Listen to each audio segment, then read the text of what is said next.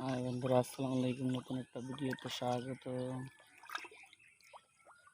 এখন আমি আসছি আলতাপ পুকুরের মাছের গিরে পাঙ্গাস তেলাপিয়া কীভাবে চাষ করে তাই ভিডিওতে দেখুন।